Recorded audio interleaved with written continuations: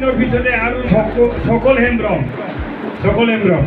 একত কৰিব তাৰপিছতে ইয়ত যদি বাকি থাকি আছে ইহঁতেও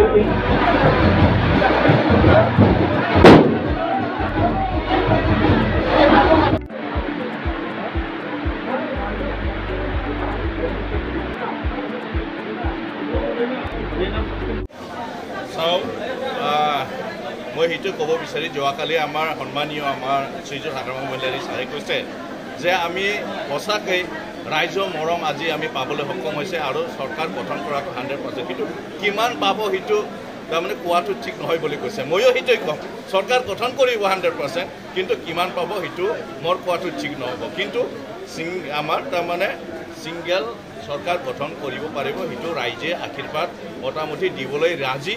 কেতিয়া ইলেকশ্যন হ'ব সেইটো ৰখি আছে।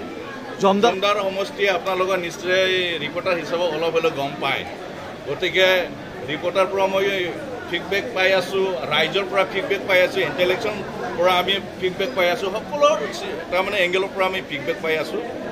এনেকেই তাৰমানে মৰম তাৰমানে দিবৰ কাৰণে ৰেডি হৈ আছে জুমদাৰ সমষ্টিয়ে। BPFৰ যিমান ছাপৰ্টাৰ আছে আৰু এনেকেই এবাৰ চাইলেণ্ট ভোট আহিব।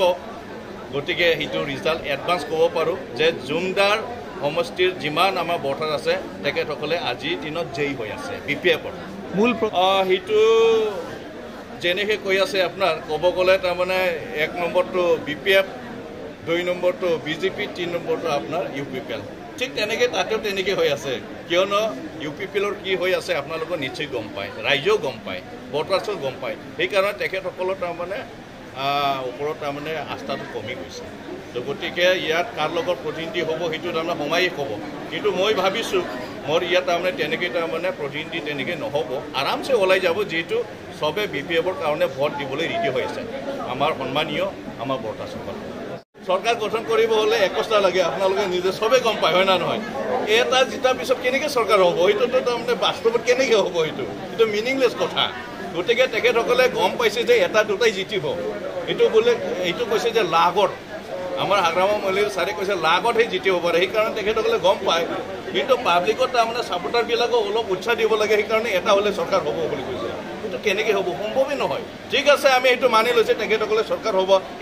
কালি আমি পাব্লিকক অনুৰোধ কৰিছোঁ, সকলো যিমান BTC অঞ্চলৰ আমাৰ ৰাইজ আছে 40টা সমষ্টিৰ ভিতৰত এটা তেখেতসকলক জিতাই দিয়ক, বাকীটো BPFক জিতাই দিয়ক। মই সেইটোৱে কামনা কৰিছোঁ। চৰকাৰটো কাৰ হ'ব তাৰপিছত চাওক, হয় না নহয়? তেখেতসকলে এটা জিতাই দিয়ক, আমাক যিমান পাৰি জিতাই দিয়ক। আমাক 25টা লাগে, 30টা লাগে, যিখিনি ৰাইজে আমাক জিতাই দিয়ে ইমানখিনি আমাক লাগে, যিটো আমি চৰকাৰ গঠন কৰাৰ কাৰণে ৰেডি হৈ আছোঁ। নাই মই ক'ম বাখা নাই, কিন্তু মই সেইটোৱে ক'ম, সকলোৰে শ্ৰদ্ধা আমাৰ সন্মানীয় শ্ৰীযুত হাগ্ৰামা মহিলাৰী দেৱক মই বিশেষ মন্ত্ৰৰ পৰা ধন্যবাদ জ্ঞাপন কৰিছোঁ। গতিকে যোৱাকালি মই এনেকেই নিজকে তাৰমানে আচৰিত লাগিছে, এজন ইউডৰ চেণ্ট্ৰেল ইউডৰ নেতা তেখেতে মোক ফোন কৰিলে, দাদা ক'ত আছে বুলি। মই ক'লোঁ মই ঘৰত আছে। ক'লে যে আপুনি ৰিজাল্টটো পাইছে নে? কি ৰিজাল্ট? কংগ্ৰেচুলেশ্যন বুলি ক'লে। তাৰপিছত মই আচৰিত লাগিল যে ৰিজাল্টটো ওলাই গ'ল। তাৰপিছত মোৰ ভাষা নাই এনেকৈ যে যেনিবা যোৱাকালি মই প্ৰেছমিট দিম বুলি ভাবিছিলোঁ, কিন্তু আজি আপোনালোকক লগ পাই আৰু যেনেকৈ তাৰমানে উল্লাহ আমাৰ যেনেকৈ জুমদাৰ ব্লকটো যেনেকৈ তাৰমানে ইমান মনত খুচিৰে যে আজি মোক আদৰি লৈছে তাৰ ভাষা নাই। তো সেইকাৰণে স্পেচিয়েলি আমি হাগ্ৰামা মহিলাৰী ছাৰক ধন্যবাদ দিছোঁ। তাৰপিছত যিটো আমাৰ চিলেকশ্যন, আমাৰ কেণ্ডিডেটবিলাকৰ চিলেকশ্যন এটা কমিটি আছিলে, এই কমিটিৰ যিমানখিনি মেম্বাৰ আছে, যেনেকৈ আমাৰ গোসাইগাঁও ডিষ্ট্ৰিক্টৰ আমাৰ সভাপতি চবৰাম বসুমতাৰী ছাৰ, লগতে ফজেন ছাৰ ex-MLA, লগতে প্ৰবীণ বড়ো, তেখেতসকলে আমি ধন্যবাদ দিছোঁ। তাৰপিছত চেণ্ট্ৰেলৰ আমাৰ জেনেৰেল ছেক্ৰেটাৰী মহেশ্বৰ ছাৰ, তেখেতসকলক ধন্যবাদ দিছোঁ।